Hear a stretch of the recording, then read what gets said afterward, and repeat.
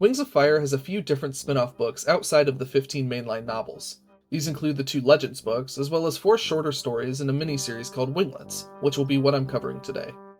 These stories all have deep-rooted connections to events that take place during the main series, and, like the Legends books, Tui uses tools like time skips and multiple perspectives in order to world build and grant a fuller picture of the narratives of the Wings of Fire series.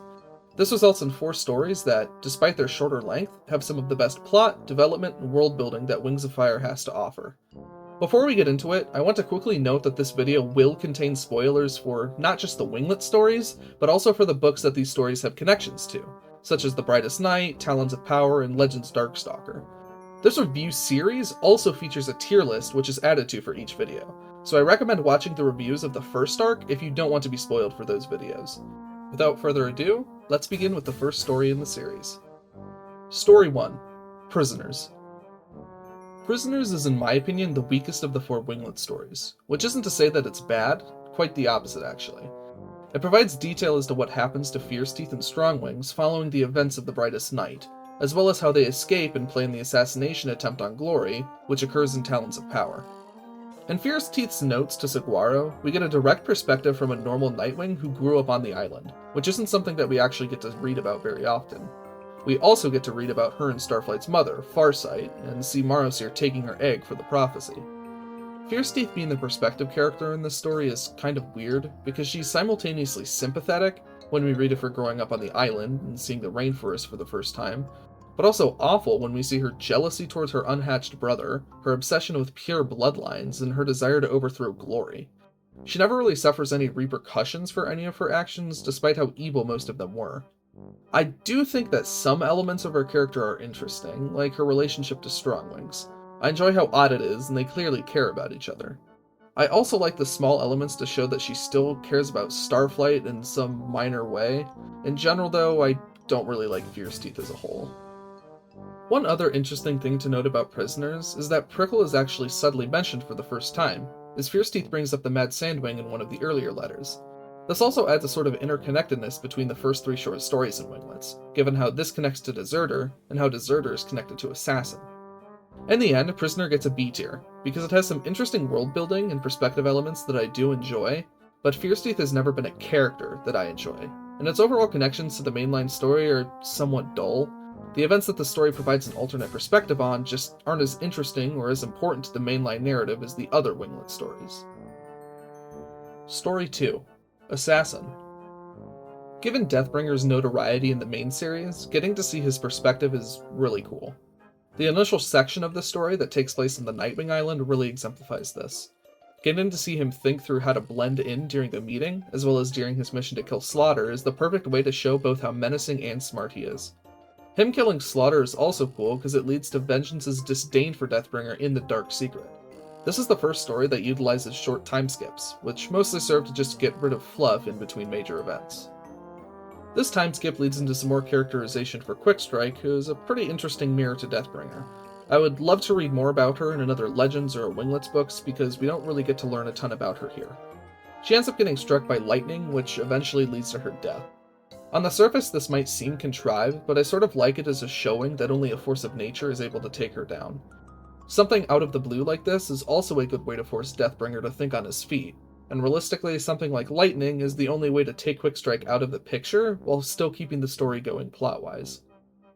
Mudwings initially being allied with Blister is a really cool story element, and Deathbringer being the one that severs it is also pretty dope. The only issue that I have with it, and really the only issue I have with Assassin, is that it seems like way too major of an event to not have been at least mentioned in the first arc of the mainline series. This makes it feel less like a cool "so that's how that happened" moment, and more like a random plot element that was devised specifically for this story, which spoils the immersion just a little bit. It's sort of a similar situation with Tempest, but it's a little bit more forgivable, because in the Dark Secret, Deathbringer mentions his involvement in getting rid of the top generals in the war, which the story of Assassin is an example of. That being said, even a passing mention in The Lost Era would have made Tempest as a character feel less random. While I feel that her general introduction as a character feels somewhat out of place, I do think that Tempest gets some pretty great characterization, alongside Gil. Seeing Gil here is awesome, given that we only ever read about him when he's dehydrated and deranged in the Dragonet Prophecy. Both of these Sea Wings' place in the story help to remind the reader that while Deathbringer is the perspective character, he is most definitely not the good guy here. The whole assassination of Tempest is another great example of why Deathbringer as a perspective character is awesome, and this decision that he has to make to let his mother die is a great character building moment for him. It leads to his decision that he would never again let his mission take precedence over someone he cares about, which foreshadows his later meeting and then relationship with Glory. The ending of the story then leads directly into Deserter. Assassin gets an A-tier placement. Despite my issues with only bringing up important plot elements for the first time in this story, the actual narrative is still really cool, and Deathbringer's characterization is excellent. Story 3. Deserter. Deserter is my favorite of the Winglet stories. It provides the backstory for both Six Claws and Dune, as well as provides amazing characterization for a bunch of the Royal Sandwings, like the Three Sisters, the King and Queen, and even Smolder and his brothers. It is also the first and only story in Winglets to utilize larger time skips in order to provide a sort of timeline for Six Claws development, and it does so in a satisfying way. The events in this book link up directly with a bunch of stuff from The Brightest Night, such as Queen Oasis going to her death in the prologue. It does so from the alternate perspective of Six Claws, however, and gives us a direct look into how exactly the aftermath of the Queen's death led into the War of the Sandwing Succession. Six Claws' own arc is great in the story, slowly showing how his blind loyalty led to suffering for those he cared about. I honestly think it's one of the more mature messages that Tui has written into the series. Dune talking halfway through the story about how he was told he was a strong flyer is a really excellent but sad piece of foreshadowing to later in the story, when he suffers the consequences of Six Claws' loyalty. It also provides reason for Dune's bitterness when you read about him in the Dragonet Prophecy, given all that he had been through at that point. I also like where Six Claws ends up at the end of the story leading into The Brightest Night. His loyalty to Thorn is extremely strong, but this time it's well placed, showing that he didn't end up going down the same path of bitterness that Dune did. There are a few other minor connections and things that I like about this story. For one, I love how we see Blister and Burn conniving to kill off Blaze, even from when they were incredibly young. It goes to show just how violent and dangerous being a Sandwing Royal is, something that is emphasized by Smolder in both this story as well as The Brightest Night. Palm being taken is mentioned, which draws connections to both Prisoner, The Brightest Night, and also Darkness of Dragons. I mentioned in my video on The Brightest Night that we really don't get to read much about Burn before her death in the mainline series. In Deserter though, her characterization with her freakiness and cruelty is amazing, and demonstrates why so many dragons feared her. Finally, I love the small connection of Six Claws meeting Kindle, as well as that his mother, Ostrich, was the namesake for his daughter, who is present in both The Brightest Night and multiple points throughout Arc 2.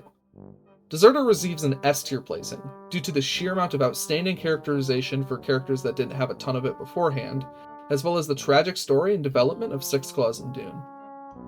Story 4. Runaway. Runaway is my second favorite of the Winglet stories. The thing that I find the weirdest about this book is more of a meta thing, because you kinda have to read the prologue of Legends Darkstalker for the story to even make sense. This is sort of made fine by the fact that the Winglets Quartet, the way that I read these stories, has that prologue at the end of the book, but it still feels like a weird place for it. In terms of the actual story itself, I think it is vital for reading Legends Darkstalker. The events in this story set into motion Arctic's bitterness and unhappiness in that book, which leads to his eventual, let's just say death. This story is also the only one to include alternate perspectives in it, including Foeslayer, Snowflake, and Arctic's point of view.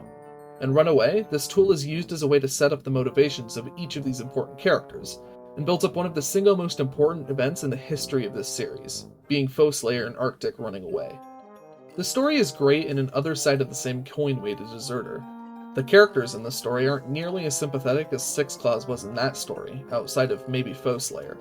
Despite how much he cares for Foeslayer and how crappy his mother was, Arctic still has his head up his bum for most of this story.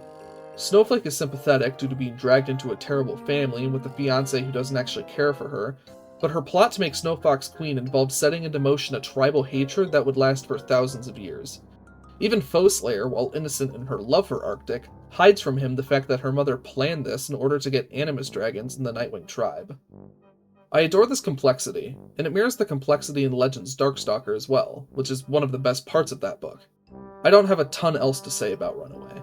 The characterization and motivation of the characters is great, and the event that the story entails is so incredibly vital for both the mainline series as well as what is widely considered the best book in the whole series, period. Runaway gets an S tier placement below Deserter for those reasons. It is below Deserter because I prefer the way that time skips are utilized in that story, and I feel a deeper connection with the characters in it. From bridges that connect small events to major tribal conflicts, Winglets does a lot in very few pages. Even though the stories are short, they develop and characterize the dragons in them in great ways, introducing numerous complexities and interesting motivations. The Winglets stories were not something that I ever thought I would be interested in when I was doing my reread for the review series, but I was pleasantly surprised by just how much they add to the experience of reading through it. I'm looking forward to hopefully seeing more of them in the future because there are a ton of different stories and perspectives to pull from. I love this miniseries. Thank you for watching. If you enjoyed, please consider liking and subscribing, and you can find the rest of the books for this series in the playlist in the description. The next video will start in on the second arc of the mainline series with Moon Rising. I hope to see you there. Until then, have a good one.